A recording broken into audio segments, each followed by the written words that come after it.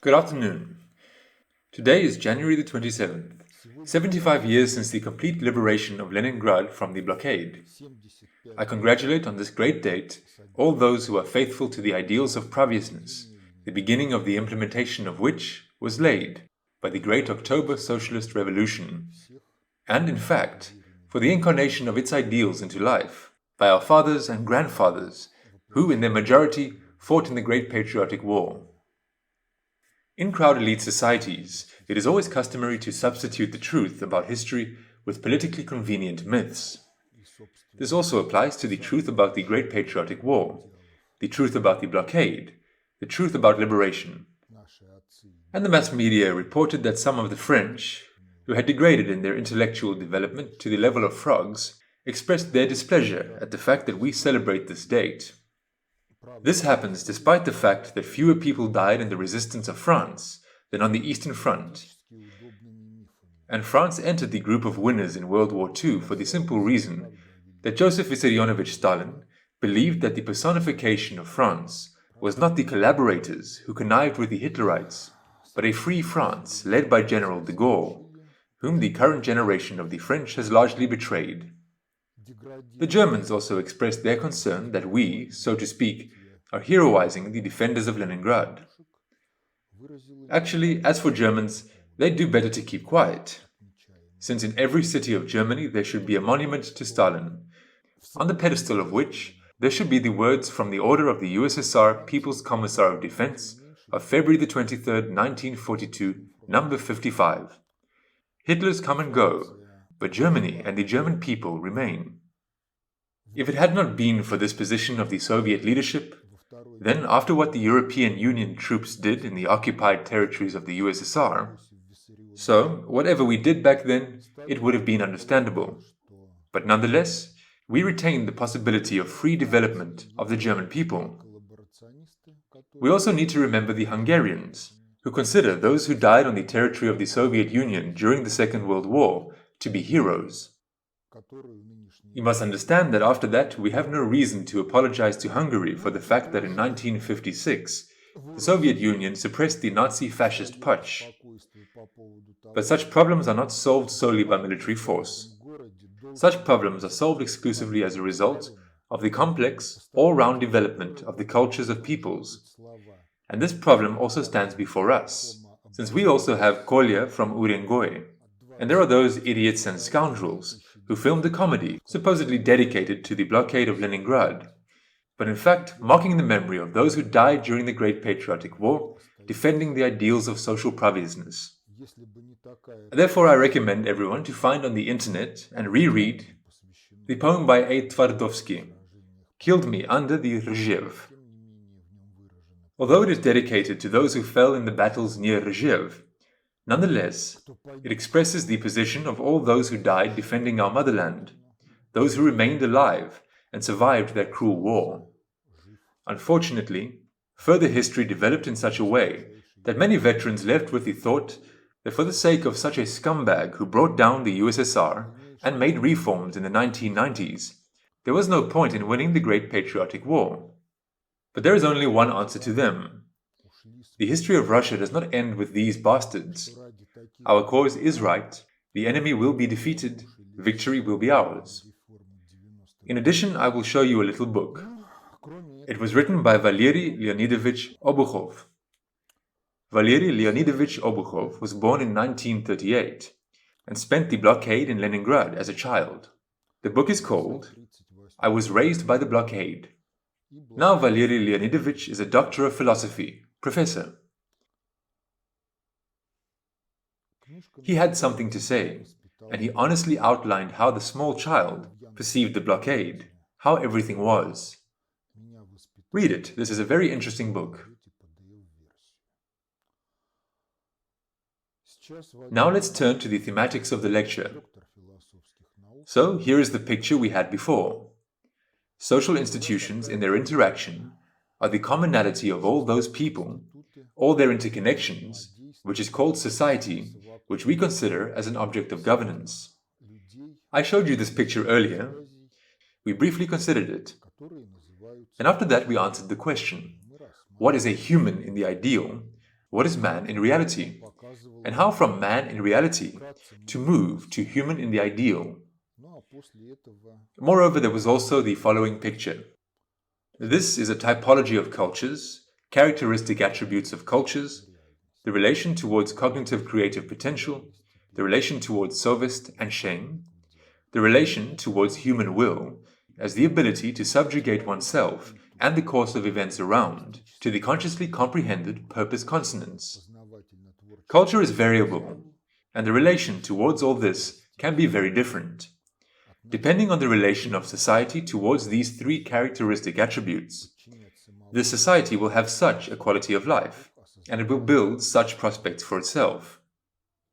In the right column, in red, what we consider to be the norm is highlighted. That is, the cognitive potential of an individual is a social property, and therefore it's necessary to ensure the development of everyone. Relation towards sovest and shame. Everyone is obliged to carry sovest and shame in life, because if this is not the case, then all permissiveness is restrained only by legislation, law enforcement practice, which also proceed with abuses. Well, and if there is no will, if will is subordinate to someone else, then in fact one cannot say that the individual is a taken-place human.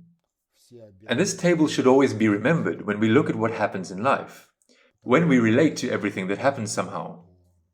Either non-participatorily, allowing events to flow as they flow even without our obvious evaluation, or when we enter into these events, pursuing either the interests of our own petty self-interest, or pursuing the highest ideals of previousness. This must be remembered. Society as an object of governance is a set of social institutions. A social institution is an intra-social formation that performs certain functions. These functions, by their character, are such that no other social institution can perform them, and they cannot be performed by people alone. Accordingly, a modern civilized society is a set of social institutions. Here in this table, the social institutions presented horizontally are sources of goods, which they give to society as a whole and to other social institutions. And vertically, the same social institutions are presented as recipients of goods. If society lives in such a way that the social institutions do not perform their functions properly, if the interconnections of the social institutions are violated, then society will face some problems. If in a historically short period of time, the functioning of social institutions is not brought to their natural essence, if the organic interconnections of the social institutions with each other are not restored, then society will experience troubles. There may be a deep crisis. In the most severe cases, the society will disappear into historical oblivion, as already repeatedly happened in the past, when different societies, different regional civilizations ceased to exist. And now historians argue about how they lived and for what reasons they disappeared, sometimes having left behind no written sources, well, at least a large amount of written sources, decoding of which would make it possible to understand the reasons for their collapse. Why is this relevant for us? First of all, because Russia is now going through a crisis. This crisis is of a systemic character. To put it differently, the replacement of certain personalities in certain positions does not enable us to egress from this crisis. Well, if the crisis is of a systemic character, then it must also be overcome systemically. Moreover, one must understand that if a crisis takes place, then, in the crisis phenomena, the mentality that is most widespread in societies is expressed. That is, the crisis is a consequence of those ideas, in the truth of which people believe without any reason, or, knowing that the ideas are absurd, deceptive, they don't consider it necessary or turn out to be unable to put forward alternative ideas that would enable one, on the basis of them, not only to remove the problems that exist in society, but eradicate the generators of these problems without giving rise to new generators of new problems. Here we have statehood. Dmitry Anatolievich Medvedev said that the long New Year holidays are damaging the economy. If you look at this very table, then the long New Year's holidays are a great achievement of our society. because these days all normal people can communicate with their children. And in the life of a child, communication with parents is the most valuable thing for him, and in the future, the most important thing that will determine his character and destiny. This is the time when we can communicate with our friends, for the reason that these are public holidays, but not the days of our vacation, which may not coincide with the vacation days of our friends and relatives with whom we would like to communicate. That is, the social significance, the potential of the long New Year's holidays, it is very great. We do not really evaluate it properly. The position that they harm the economy is the position of the slave owner, which assumes that slaves rest too much and work too little. If we talk about what really does harm to the economy, then the harm to the economy is primarily caused by the central bank, which has been strangling the economy for a long time with a usurious noose, and strangling the entire people with this usurious noose. In fact, after 1991, the country has been living in a mode of economic genocide, and this year again the death rate has exceeded the natural population growth. And this applies primarily to those regions of the country where ethnic Russians make up the majority of the population. Moreover, the central bank is juridically unaccountable, since its only constitutional obligation is to do something about ensuring the stability of the ruble. What is the stability of the ruble? The term is debatable. There is no unambiguous, juridically binding understanding. But we have the State Duma, we have the Federal Council, senators. For obvious reasons, they do not see the central bank's problems. And for 25 years already, the central bank has been doing what it does without any claims from the legislative branch, which was allegedly elected by the people. And the people, for some reason, have no opportunity to devocate the deputies who have lost their trust.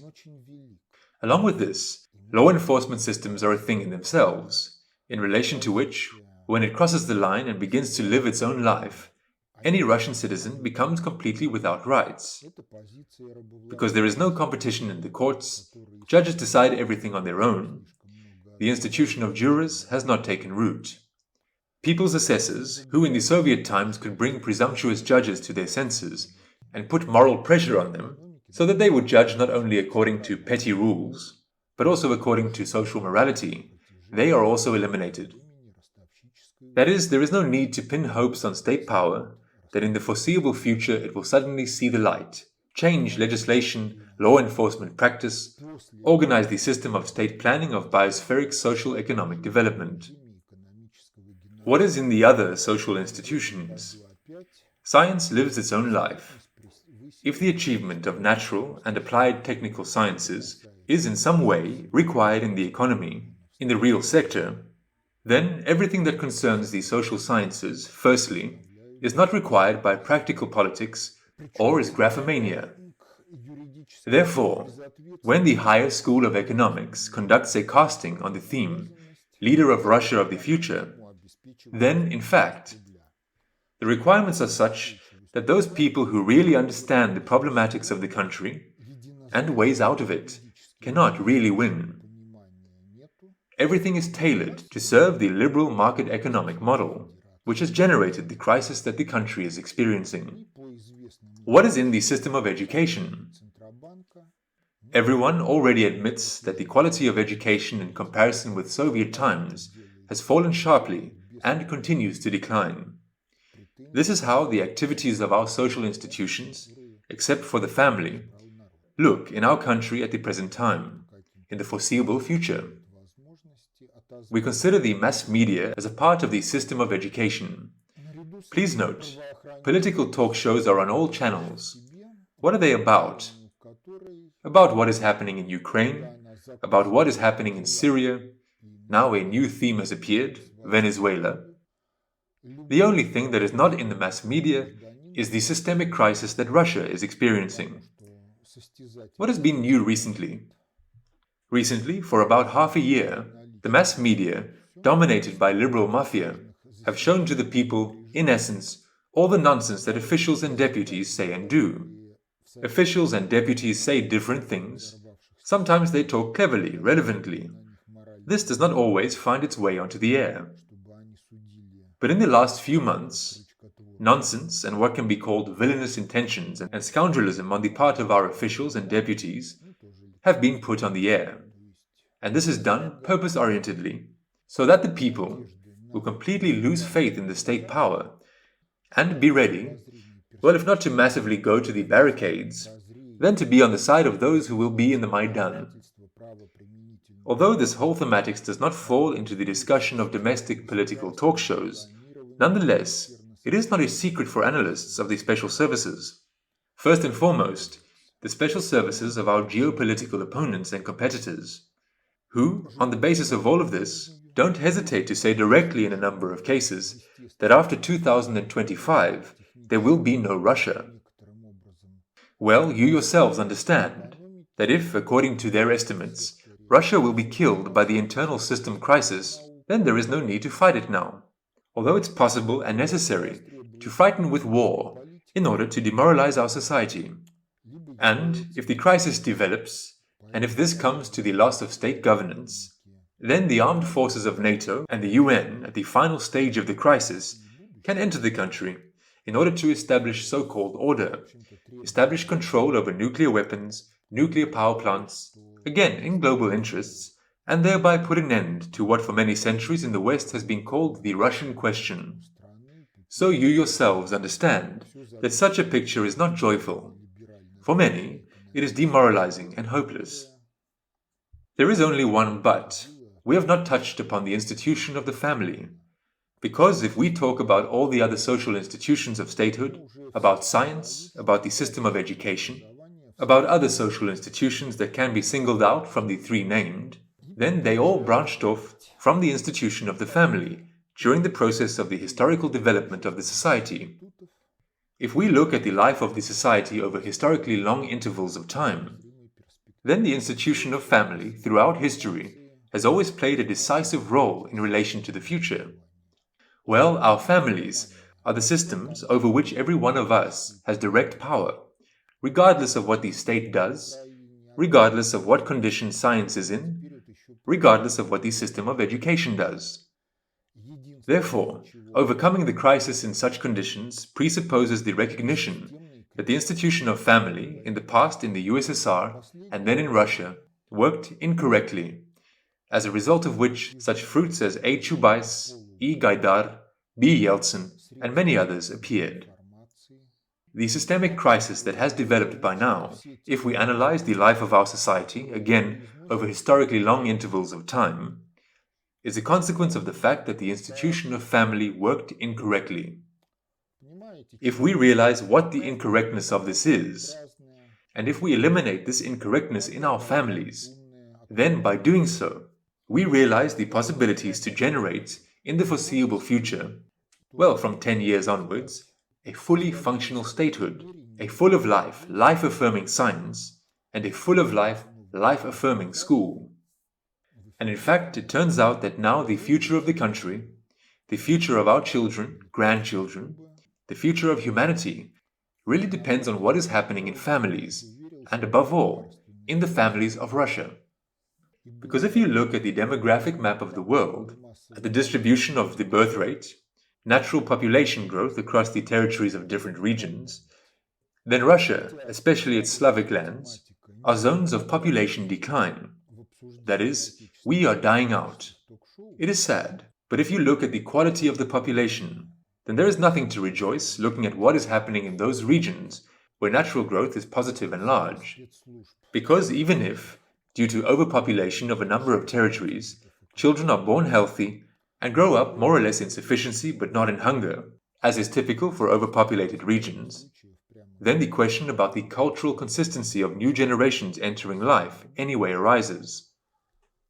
And if we raise the question of cultural consistency, then Europe, Canada, the United States, the West in general, have reached a cultural dead end, because the culture of consumption, reckless consumption, which has given rise to the global biospheric ecological crisis, is not the culture that needs to be adopted as allegedly advanced, is not the kind of culture that needs to be transmitted to future generations. Therefore, if we touch upon the issue of the quality of the population, both in the biological aspect and in the culturally consistent aspect, Then, on the demographic map of the world, we see a global crisis, which is expressed in different ways on the territory of Russia and on the territories outside Russia, on the territories of other countries of the world. The way out of all of this is open precisely through the institution of the family. Moreover, if we talk about the prospects for overcoming this crisis, then with all the gravity of the problems that our country is now experiencing, we are still ahead of the rest of the countries in this way. Why? Because if we talk about what is in the West there is only an announcement of the concept of sustainable development.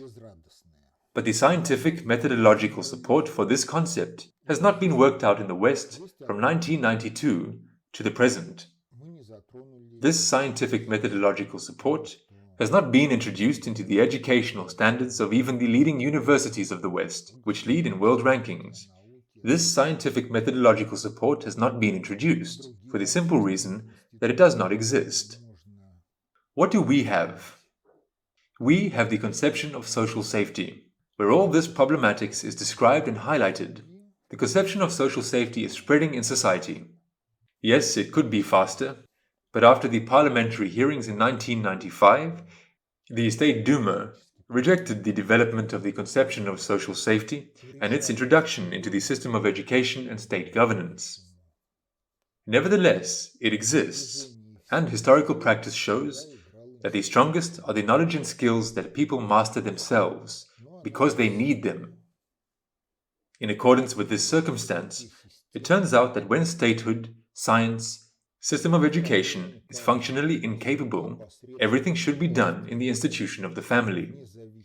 The institution of family is the main decisive institution in all more or less civilized societies. Now let's get back to the historical past. How did the institution of family form? It formed on the basis of the biology of the species Homo sapiens. There are instincts. According to these instincts, instinctive programs, boys show an interest in girls, girls agree with this interest or reject it.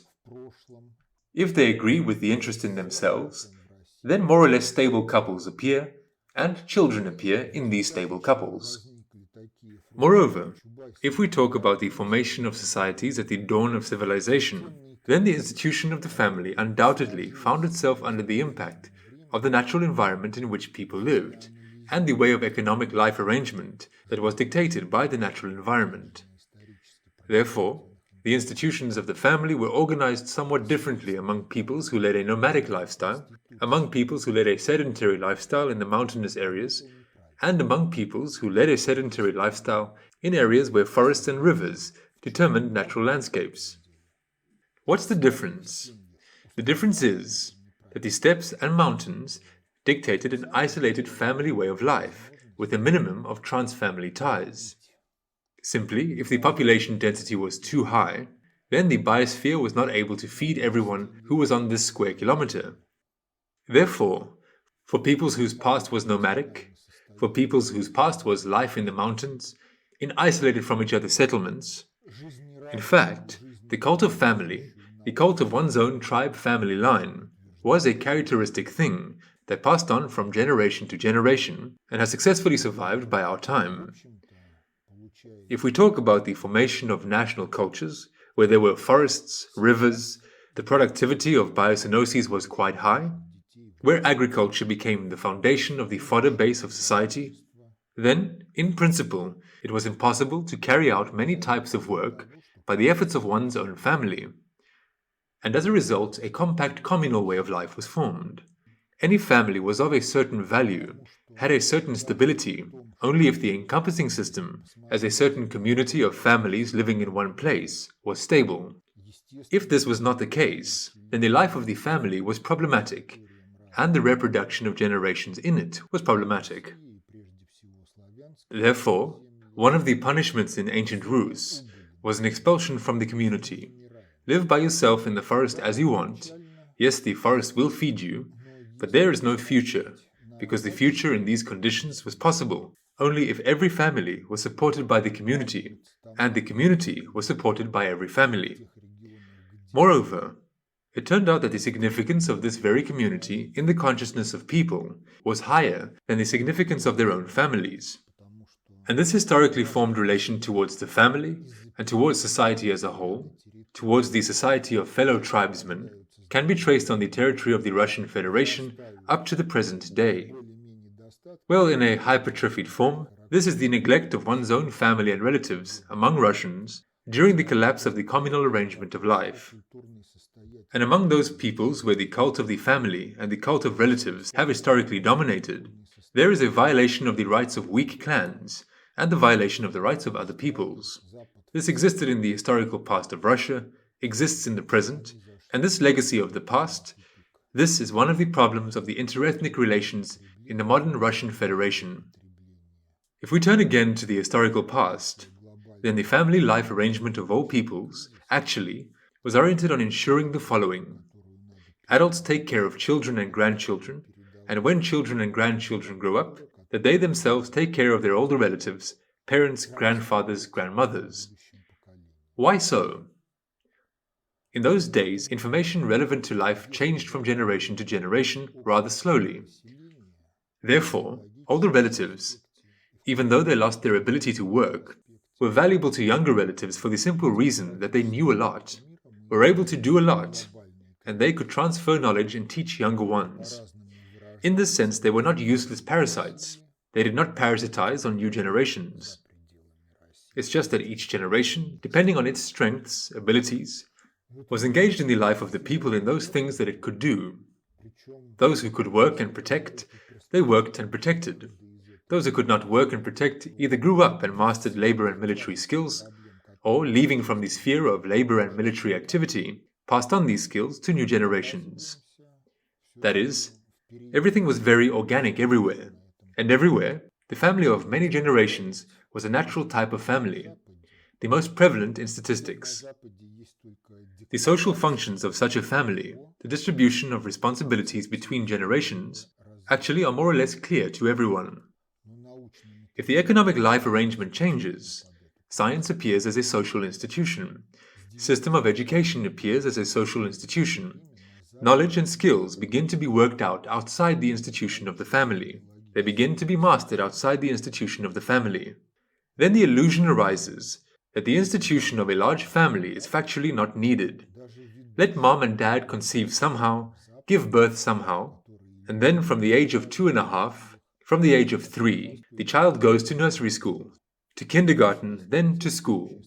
At school he spends almost the whole day, and then he goes to work or goes to study at university. In fact, the illusion arises that the parents fulfill their mission in the interval from the prehistory of conception to the age of about 2.5, when the child goes to nursery school. And then a simple question arises. This very institution, system of education starting from nursery school and further on, is it able to replace a large family or not? If you do not have process thinking, then the answer is simple. Yes, a child comes to a state when he is able to do something. He starts to run, he learns to speak, then he goes to kindergarten.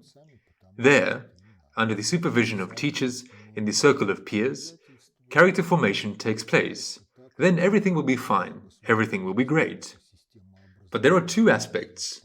If we turn to ethnography, how the family lived before the school began to take the child out of the family and form him itself, then two circumstances will come out of this. The first one is that boy and girl subcultures from the age of about 3 to 4 to the age of 14 to 15 were isolated from each other and developed in parallel. Boys played their games, girls played their games. If the children communicated with each other, then it was solely in the family during meals and during all kinds of holidays, when relatives gathered at the same table in one place. And the rest of the time, boys had their own games, their own interests. Girls had their own games, their own interests. Why? The genetic programs of boys and girls, the genetic programs for the development of the organism and the formation of the psyche of the personality, are different, and accordingly, the boy and girl subcultures were oriented on the fact that these genetic programs had to develop in the most complete way, as a result of which a masculine character had to form and a full-fledged feminine character had to form, full-fledged organisms of men and full-fledged organisms of women had to form too. Yes, in these subcultures, there were elements to try oneself in the role of the opposite sex. Almost everywhere there were single episodes on the theme of boys dressing up as girls, girls dressing up as boys. These episodes are present in many cultures, but this was always considered as an element of the game. Moreover, the game was not constant, but episodic, and found its manifestation in carnival subcultures. It was not stupidity, it was not perversion, but it was aimed at the fact that society was nevertheless one and holistic, and mutual understanding of the sexes via this feeling through of the situation in the form of the game was better ensured. That is, it was not what is now called the unisex culture, when attempts are made to educate boys and girls without distinction of characteristics of the sexes. Moreover, it must be emphasized that a sex is a biological characteristic, but a gender, a term introduced into Western sociology, is a broader concept than a sex, since added to biology are social roles, which in a particular culture are performed by representatives of each of the sexes, and in different cultures these social roles allowed for men and women are different. And what is quite appropriate for a man and a woman in one culture may be forbidden in another culture for various reasons, mainly because of historically formed traditions. Therefore, the parallel existence of boy and girl subcultures for about 10 years, somewhere from the age of 4 to 14 to 15, this is a necessary quality that should exist and should be ensured in the present and in the foreseeable future, because otherwise it's impossible to form fully fledged male and female characters. The next question is related to the fact that if the family is large, then it's a family of several generations. As a maximum, these are the parents of the parents, at least one branch who live with the parents of the children. This is 3 generations: grandfather, grandmother, mother, father, and a certain number of children. If you look at the system from the standpoint of the youngest child, what does he see? He sees his older sisters and brothers, he sees his dad and mom, he sees his grandfather and grandmother. If the clan lives in the same locality, then he sees the younger and older brothers and sisters of his parents, that is, uncles and aunts. So it turns out that all the upcoming ages of his life appear before the youngest child at the same time. In addition, the family is an ethical system, because all relationships between relatives express certain raviously conditioned ethics, form the same raviously conditioned ethics in the younger generations, reproduce it, either consciously or in the mode of automatisms, in these younger generations, and then they, becoming adults, carry it.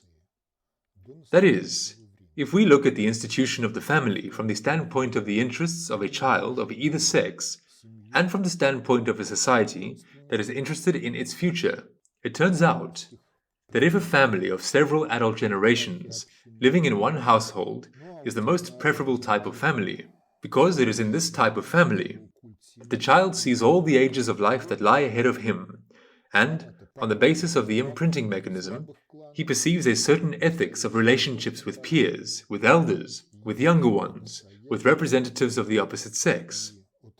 And in this sense, nothing can replace a family of many generations. Because even if a child sees the same thing on TV or on a tablet in a movie, then cinema is an art. Something is present in the movie, but something is not in there. The film director focuses one's attention on something, but takes one's attention away from something. There is no film director in the family, and the child sees everything. When the child comes to the family of his friends, playmates, he also sees everything in that family, and he compares what happens there with what happens in his family. And he can ask questions on this theme, which in some cases will seem inconvenient and wrong to his dad and mum and grandfather and grandmother. If the child asks uncomfortable, wrong questions, this in turn is an incentive for adults in his family to change something in their behavior, or explain to the child why in the family where he saw such patterns of behavior, something is done wrong, and how it should actually be. Moreover, this must be done with great tact, so as not to bring discord into that family, because children are ingenuous. and what the child hears at home or in someone else's family, he can share with his peers and so on and so forth. And now let's look at what happened in our country, correlating this very thing that happened with what I have just told you. In fact, until the end of the 1930s, about 2/3 of the country's population were rural residents, and accordingly, a compact communal way of life continued to dominate there, in which the family played a certain role and interfamily relationships were maintained properly. But one should not idealize the family that formed in the period after the abolition of serfdom, because the abolition of serfdom actually liquidated the community earlier than the Stolypin reforms, because intensive stratification began in the village, and the village actually began to be governed by several kulaks, their families, by sub-kulaks that they controlled. In relation to this entire village elite, the middle peasants took up a perimeter defense, either alone or by forming temporary alliances, and the poor simply eked out existence under the harsh dictates of the kulaks.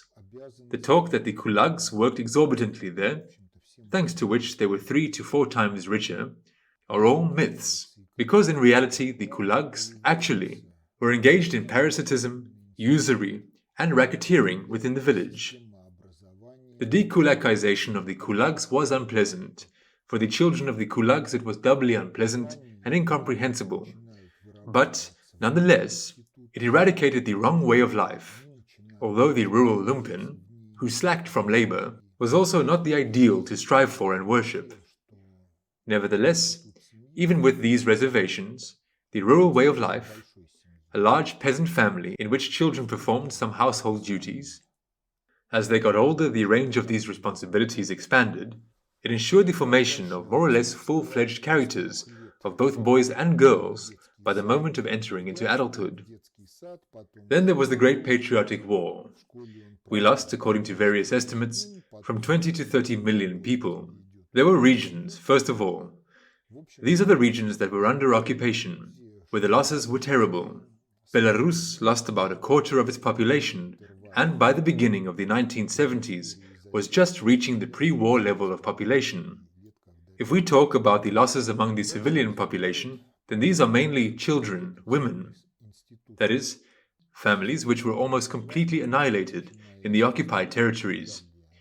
If on average in the country, then this is the loss of the male population, both irrecoverable losses at the fronts, and those who returned wounded, and then died from wounds in a peaceful life, or not having overcome damage, psychologically broke and quickly degraded. As a result, in the post-war generations, there were quite a few children who were raised by their mothers alone. And then it turns out that unfortunately, not every woman alone is able to fully form the character of her children, boys and girls. This applies to both sexes, because both boys and girls must see patterns of behavior that are characteristic of the opposite sex. If a mother brings up her children alone, and in addition spends a lot of time at work, including extra work, then her upbringing of the children will be somewhat flawed, and one can't evade this.